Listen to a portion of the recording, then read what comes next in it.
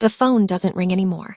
But sometimes, late at night when the house is quiet and the wind presses gently against the windows, I take it out of the drawer and press play. And for a few seconds, he's still here. His voice comes through the tiny speaker, soft, warm, and a little scratchy, the way it always sounded after a long day of talking to customers at the hardware store. "Hey, Maggie, it's me.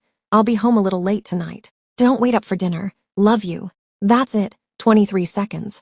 23 seconds that I have listened to more times than I can count. My name is Margaret Collins.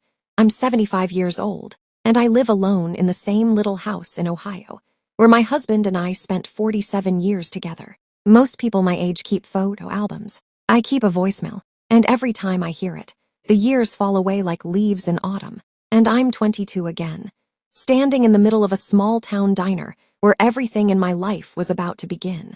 It was the summer of 1971 when I met him. Back then, our town of Millbrook was the kind of place where everyone knew everyone, and the biggest excitement on a Friday night was the high school football game or a milkshake at Dawson's Diner. I had just started working there after finishing community college. It wasn't my dream job, but it paid enough to help my parents with bills. The diner smelled like coffee, frying bacon, and cherry pie that had been baking since dawn. And that was the day he walked in. I remember the exact moment. The bell above the door rang, and I looked up from wiping a table. A tall man with messy brown hair and the kindest eyes I had ever seen stepped inside. He looked around like he wasn't sure where to sit. I walked over with a menu. "First time here?" I asked. He smiled a little shyly. "Is it that obvious?" "Only because you're looking at the menu like it's written in another language." He laughed, and something about that laugh felt easy, familiar. "My name's David," he said. "Margaret," I replied. And that was the first conversation we ever had. It lasted maybe 2 minutes, but somehow it changed the rest of my life. David came back the next day, and the day after that. At first, I thought it was coincidence, but one afternoon, as I set down a cup of coffee in front of him, I finally asked, "You really like our coffee that much?" He leaned back in the booth, grinning. "Truth. Always. I come here because of the waitress."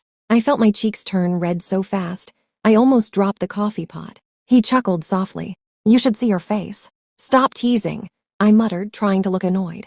But the truth was, I didn't mind. Not one bit. Our first real date happened 2 weeks later. He asked if I wanted to go to the county fair. Now, the Millbrook County Fair wasn't exactly glamorous.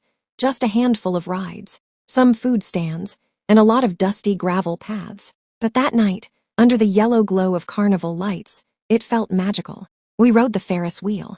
Halfway to the top, the ride stopped for a moment. The entire town stretched out below us, quiet and glowing.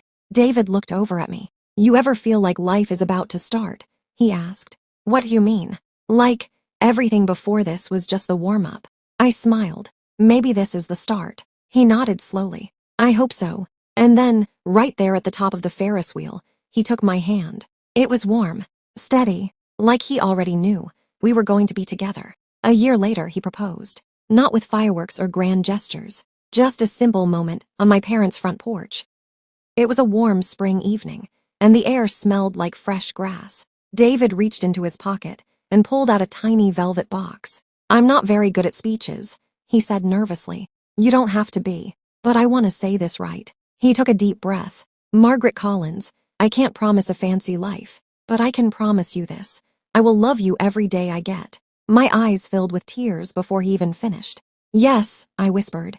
"Yes, of course." And just like that, we began our life together. Our first home was small, very small. A one-bedroom house with creaky floors, and a kitchen so tiny you couldn't open the oven and the refrigerator at the same time.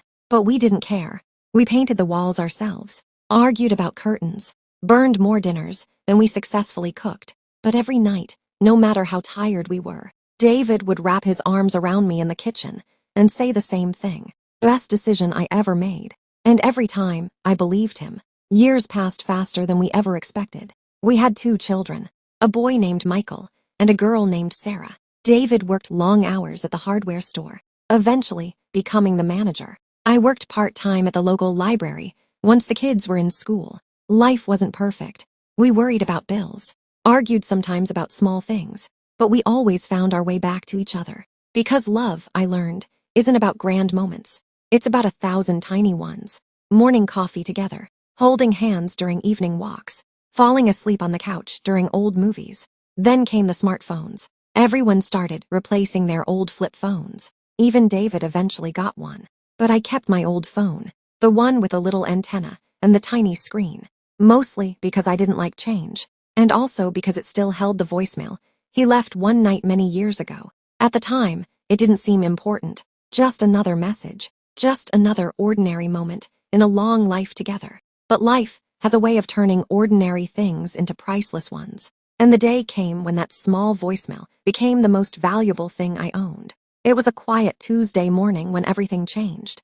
David had gone to work early, like he always did. Before leaving, he kissed my forehead and said the same words he had said for decades. "See you tonight, Maggie." I watched him walk out the door. I had no idea it would be the last time. Because sometimes, the last ordinary moment is the one you never realize you should hold on to. And sometimes, the only thing left of someone you love is 23 seconds of their voice on an old phone. And that's the story I'm about to tell you. The last ordinary morning of David Collins's life began the same way almost every other morning had begun for nearly 5 decades, with the soft clatter of a coffee mug in the kitchen and the quiet creak of the back door opening to let in the cool Ohio air. And Margaret, who had woken just before sunrise like she always did, stood by the stove watching the steam curl upward from 2 cups of coffee, while the golden light of early morning filtered through the curtains. And David walked in wearing the same faded blue work shirt he had worn 1,000 times before, his hair still slightly messy from sleep, and he leaned over and kissed her forehead the way he had done since the early years of their marriage. Not rushed and not dramatic, just gentle and familiar. And he smiled at her with the kind of calm warmth that made every ordinary moment feel steady and safe. And he said the words he had said almost every weekday morning of their lives together. "See you tonight, Maggie," before grabbing his keys and stepping out the door. And Margaret remembers that moment so clearly now that it feels like a photograph burned into her mind. The way the morning light touched his shoulders as he walked down the driveway, the way he turned once to wave without really looking back, and the sound of his truck engine fading down the street. But at the time, it was just another morning, another small routine in a long life of routines. And she had no way of knowing that those 4 simple words would become the last words he would ever say to her face. The phone rang just after noon, and even now, years later, Margaret can still remember the strange, hollow feeling that came over her when she heard the voice on the other end, the kind of voice people use when they are trying to stay calm while saying something terrible. And it was the assistant manager from the hardware store where David had worked for more than 30 years. And he said there had been an accident, something about David suddenly collapsing in the stockroom, and that an ambulance had taken him to the hospital. And Margaret doesn't remember the drive there, only the blur of traffic lights and the steady pounding of her heart, as if some part of her already understood what the rest of her mind refused to believe. And when she walked through the hospital doors, the fluorescent lights seemed too bright, the hallways too quiet, and the doctor who approached her had kind eyes, but a voice that carried the weight of a sentence no one ever wants to hear. And he said the words that split her life into 2 halves, before and after. "I'm very sorry, Mrs. Collins, but your husband suffered a massive heart attack." And the rest of the sentence dissolved into the dull ringing in her ears. Because in that moment, the world did something strange and cruel. It kept moving forward while her entire life seemed to stop. And later, she would remember small things with painful clarity. The way David's wedding ring sat loosely on his still hand when she held it, the quiet hum of machines in the hospital room, the coldness of the metal chair beside the bed.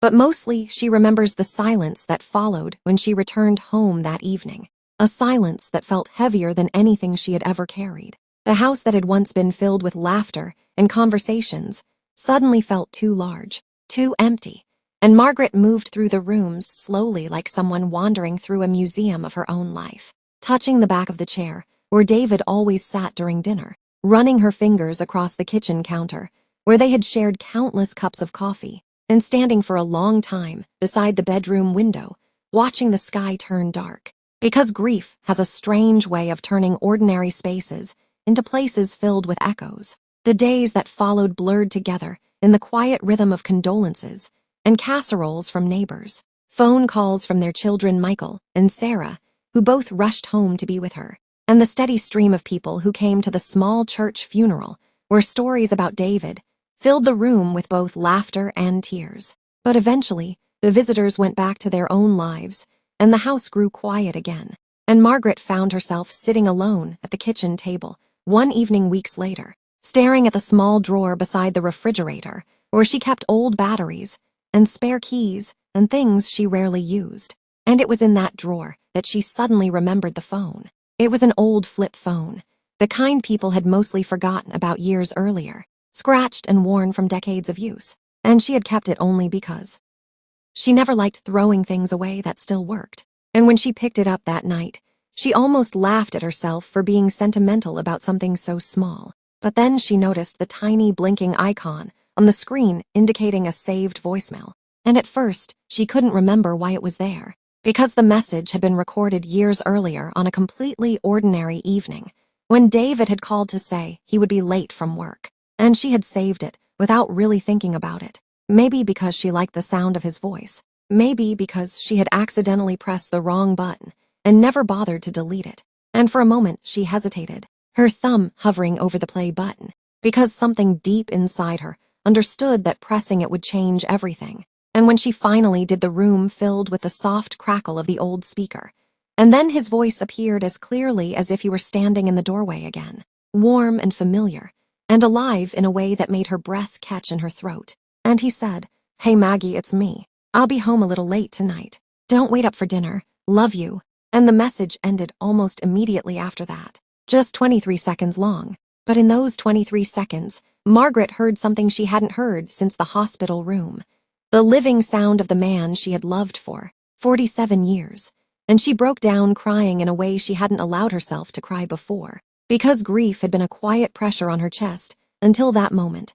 But hearing his voice turned it into a wave that finally crashed through every wall she had built around her heart. From that night forward, the phone became something more than a forgotten object in a drawer.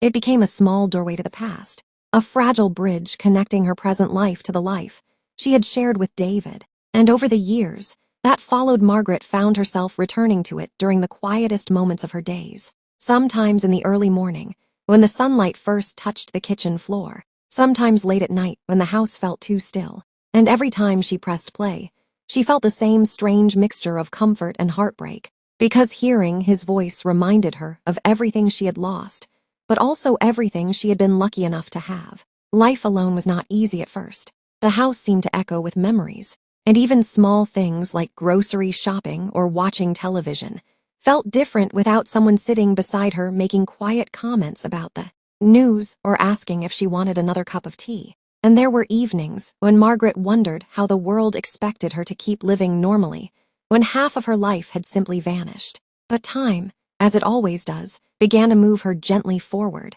and she started filling the empty hours with small routines, volunteering at the local library again, taking slow walks through the neighborhood park where children played and dogs chased tennis balls, calling her grandchildren every Sunday afternoon just to hear about their week at school.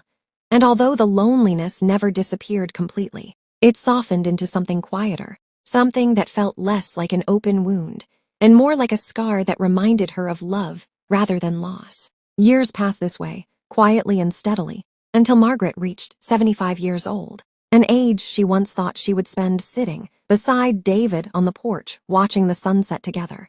But instead she found herself living alone in the same small house, filled with photographs and memories. And sometimes visitors would notice the old phone resting on the table beside her chair and ask why she kept something so outdated when modern smartphones could do so much more. And Margaret would simply smile and say, "Because this one still holds something important," though she rarely explained further. One autumn evening, not long ago, her granddaughter Emily came to visit from college, and while helping Margaret clean out a few drawers, she picked up the old phone and asked curiously, "Grandma, why do you keep this thing?" And Margaret hesitated for a moment before pressing the play button, and the familiar voice filled the quiet living room once again. And Emily listened with a puzzled expression until the message ended, and she looked back at her grandmother with eyes that suddenly understood something deeper than the words themselves. And Margaret told her softly, "That's your grandfather." And she explained how the message had been saved by accident years before he died, how it had become the only recording she still had of his voice, and how sometimes, when the nights felt too long, hearing it reminded her that love doesn't disappear just because someone is gone. Emily sat beside her and held her hand, and after a long moment she asked, "Does it make you sad?" And Margaret thought about the question carefully, because the answer had changed over the years, and she shook her head slowly before replying, "No, sweetheart, not anymore." And she looked around the living room, filled with photographs of birthdays, vacations, and ordinary days that had once seemed unimportant but now felt priceless. And she said something that surprised even herself with its simple truth. "It reminds me how lucky I was." And then she pressed play once more, letting David's voice drift gently through the room like a memory carried on the wind. And for a moment it felt as if time folded in on itself, and the distance between past and present disappeared. And Margaret realized that the voicemail was not just a reminder of loss, but a quiet proof that love can leave echoes strong enough to last a lifetime. And that is why, even now, the old phone remains in the drawer beside her kitchen table, its battery carefully charged, and its tiny speaker still capable of playing those 23 seconds of sound that carry the warmth of 47 years of marriage. Because while photographs can capture faces and letters, can preserve words, sometimes the most powerful thing a person can leave behind is simply the sound of their voice saying something ordinary like, "I'll be home later." And for Margaret Collins, that small, ordinary message has become the most extraordinary treasure of her life, a gentle reminder that the people we love never truly disappear, as long as we keep listening for the echoes they left behind.